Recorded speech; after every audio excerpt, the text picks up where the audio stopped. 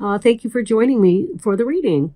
I've laid out the cards, and I do apologize for the glare. I have the curtains open. Um, but the first one here, and also I kind of offset the cards to accommodate the angle from the camera to sort of get you the best view of the cards possible for the frame. But uh, so we start with the Nine of Wands card, which is a card indicating respect and issues of respect maybe coming up in your life, whatever that means for you. You'll notice the defensive stance here with this figure in the foreground. Somebody who's on their guard. This person is somebody who has had to stand up for themselves in trying times, or they have struggled because they have not done so, and they may be thinking negativity about themselves. This is often referred to as the Wounded Warrior card. Wands is a fire sign too, so it is about passion and life force. And one of the major rules of life force and respect of life force is our ability or willingness to defend ourselves if attacked by others, physically or emotionally, spiritually, mentally. So this really is about standing up for yourself, holding your ground. And for a lot of people, that's difficult to do. You know, we just want to get along with people. We don't want the battles. Maybe if people would just stop arguing all the time, ... But sometimes that's just not good enough. As much as we wish for that, there are a lot of people that are going to fall into this, create a commotion. And that's part of your personal development, is saying, you know, that I am worthy of love. I'm worthy of being loved. I'm worthy of loving myself as well. And recognizing the relationship. People are always happiest if they are in a healthy relationship with themselves than if they have an unhealthy view of themselves. In terms of, say, pathological behaviors or behaviors that get people in trouble, you know, as far as health crises that may be self-inflicted, or such as bad eating leading to, you know, rotten teeth, or that sort of thing. But it really is a matter of self-care. In the first part, to take care of your body and respect that is the vehicle that walks your soul around the earth, or your consciousness, or your ability to think, which is such an unusual activity that it's hard to know exactly what thought is and where it comes from, and what that means. Is there a physical property to thought? Well, how would we measure that? What does that mean? So these are deep philosophical questions people have asked, you know, since there have been humans, really. It's part of who we are. Issues of dedication. You may be coming up on some issues of purpose. You'll notice here, even though this is some kind of a defensive gesture, we see ourselves moving into this bow and arrow here. What this looks like is, instead of using the bow and arrow as weaponry, this individual is using it to create music. And even though this is arrows, and this may indicate wind, I've also seen the same symbol for fire. So it still has an overlap of this passionate energy here. 9 is usually it's usually a pretty contented card. It's about coming out on the positive side of some sort of strife. And you're seeing this 2 in a row here. 2 9s. You may start seeing 9s on clocks and things. A lot of people are experiencing weird number phenomenon. And then we also see you coming up on a period of fulfillment and good health. So it seems like you've had some kind of trials, tribulations, challenges in your life, and you have recommitted yourself to your best purpose. Or maybe you're struggling with deciding what that would be. So a challenge leads you to a greater level of self-respect and also a dedication towards something new, some new pursuit or goal. Some of you may be making some level of career change, however minor or major that might be. You're defending yourself in the office. I'm getting a lot of office thought process here. Definitely choose your battles. But when you do choose your battles, which are the ones that you would you die on the hill for that issue? In that particular battle. What does that mean? But we have a fulfillment here. Whatever it is, your compass is on point. And it leads you to a place of health and well-being. Some of you may be making an actual decision to go into the health field, the health profession. And this is very definitely about determining who you want to be. It's like you recognize yourself for the first time in a long time because you've been going through a really major interpersonal, maybe not interpersonal, but a major personal change in your life in some way. You're metamorphosing, which is not surprising. A lot of creatures of the water do just that. If you think about a frog, and the frog, you think about their reproductive system and everything.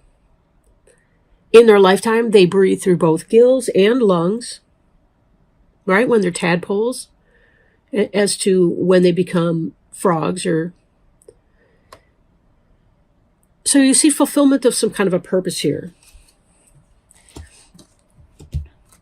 It's really, really looking like a good time for your intellectual development. Like, you're doing something that you really feel is a good fit for you. And it is. 3 is a very stable number.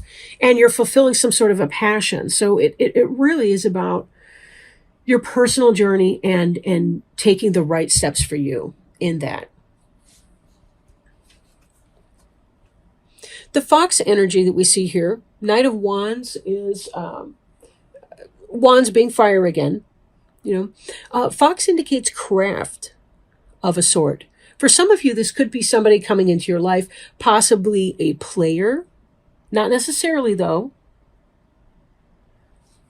The next card coming up is the King of Wands. So it may be that it seems like that, but you find out that it's not. Look at this spread right here. We go from the Knight of Wands to the King of Wands, and we see this healing symbol again. Some of you might be dating somebody who's in the medical profession, or you meet someone because you need help in the medical profession. And it leads to a partnership. Something random like that. Some of you, this is a romantic journey here.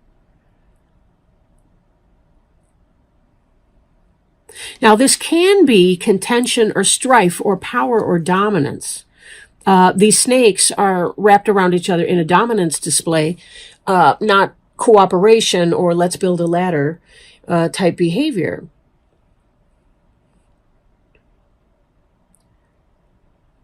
This is some kind of this can also indicate a turning point of a kind. You have this fork here, kind of a wishbone, and you're waiting to see how your luck is going to go. They haven't broken off the wishbone yet to see who gets the bigger piece, or who breaks it here or there. But this looks like a development. Something that begins as a passionate thing grows into a romantic, committed thing of equality, not power struggle and dominance, but equality. It's like you fall in love with somebody as you get to know this person better.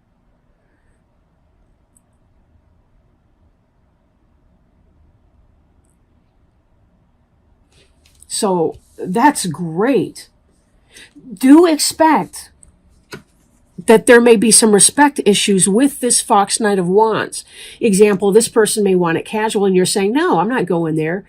And don't go there. Tell this person no and set the boundary and you will get respect from them. it will take it from a simple player to an adult relationship of co-equals. Because when you say no to this person will see you as an equal.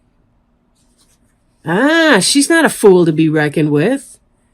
I got respect for her. I respect this person because they say, no, I'm not doing that. Right? So, for some of you, it may be that you need to turn somebody down to go to bed with them in order to get them to respect you and see you as a co-equal that you actually can't have the relationship with. Like that person asked you because they wanted you to say no. It was like a test, kind of. Maybe not in a jerk way, but just to see who you are, and you passed the test. It's yeah. So yeah, some of you will be tested, I think. This is good too. Look at this. You have here the 5 of stones, and we do see some lightning and some weather. But you know, when we have respect issues with the fox who's trying to sneak one from the hen house over here, sometimes we just have to weather it out, shake our head, call our best friend. He or she's being an ass again. I don't know what's up with that. And with patience and instruction,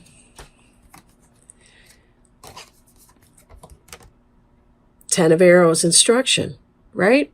We see the metamorphosis of this situation from juvenile weirdness into adult companionship by instruction. Again, this is setting that boundary. We teach others how to treat us. So you insist that people respect you, and you'll weed out the people that ought to be gone from your life anyway. You can thank the universe for that. It'll protect you from yourself if you'll let it. Then the last card here, Knight of Cups, the salmon, we have attraction. This is about returning to the waters of your birth. Because the salmon does that. All summer long, what am I saying? Excuse me. All spring, from the time they mature, they go downstream. But then there comes a point when their biological rhythms, or whatever that is, spurs them on to swim upstream against the flowing river in an unbelievable display. I mean, they travel miles upon miles upon miles. These salmon, they leap up waterfalls even to return to the waters of their birth so that they can sow the seeds of the next generation. They lay their eggs and then they die. Now, that doesn't mean you're going to fall in love with a terminal patient here. God forbid. That's not what I'm getting at. But what I am getting at is this thing that's starting, and it could be somebody you knew before in this lifetime who's returning potentially. But I don't mean an ex. I'm not seeing it as being somebody with baggage with you. Like you might have been on a date or two and then it didn't take off anywhere, but that would be like the maximum. Not like it was a bitter battle at the end and then they come back in and, no, not like that. But there may be somebody or some kind of an influence that launches us off into your life. Like you have contact from someone who has a son or daughter your age. That kind of thing. Okay. And let's point out here too.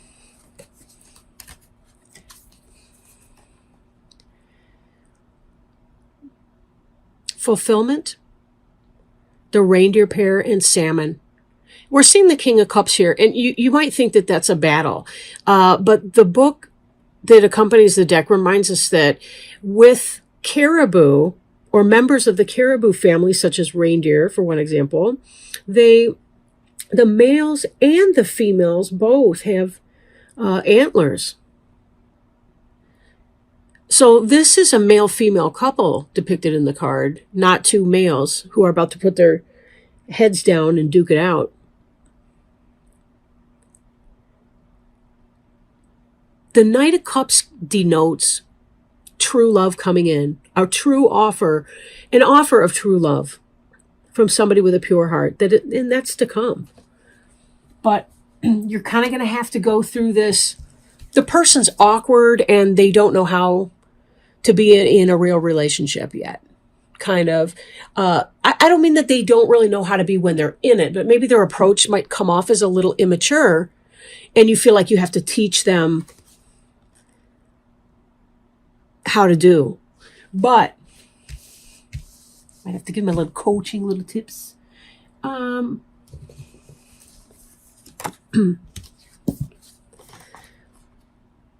Here we have the dedication we were talking about. This is what you were thinking about.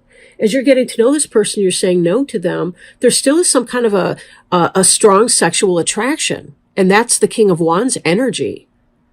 I mean, you have to admit that does look kind of phallic. I mean, coming up there.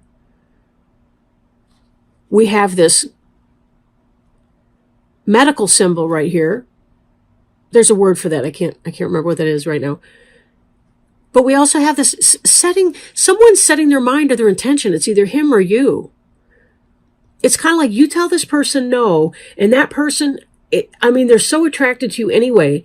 And they really, from that moment, they're like, bam, I respect this person. I respect her. And that's when he's like, I got to have it. And you guys are just really a good fit. A very good fit. How did I have that again? No. Put all these together. Anyway. So let's go ahead and pull a Sacred Traveler Oracle card. Oh, and I did not mention this at the beginning, but I meant to. We're working with the Greenwood Tarot. Same that I used last time. I really like these in the spring. And then I have the Sacred Traveler Oracle cards. And it's weird. I do have decks that I prefer in certain seasons or under certain conditions or what have you. It just kind of works out that way, I guess. So what messages can Spirit give us, please? I really do appreciate the help that we get from our spirit guides and helpers, and just random things, random acts of luck and chance. It's wonderful. Okay, so we had a jumper. It is this card here, First Light, beginning a new cycle. So give me one moment to find that.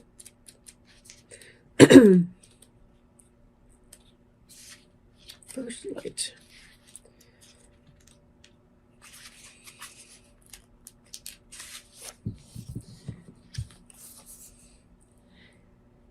A new day has begun in your life. You are at the beginning of a new cycle. It's time to release the old and start again. Wipe the slate clean.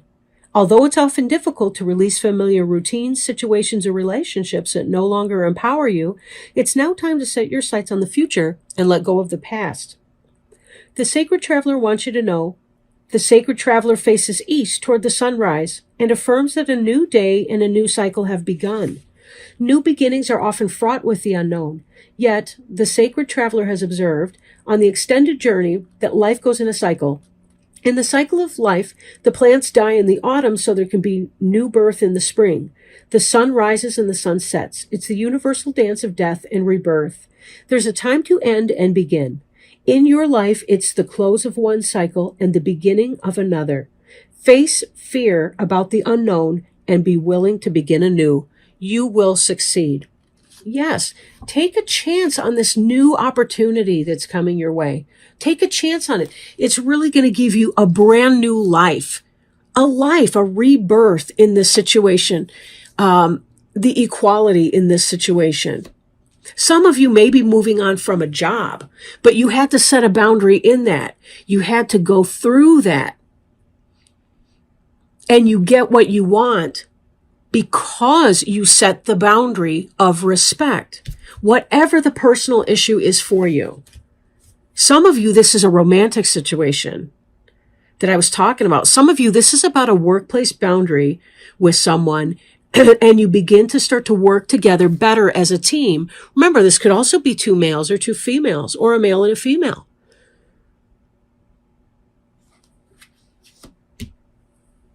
So business, home and family life, romance, relationships, take it as it resonates. It will vary for each person.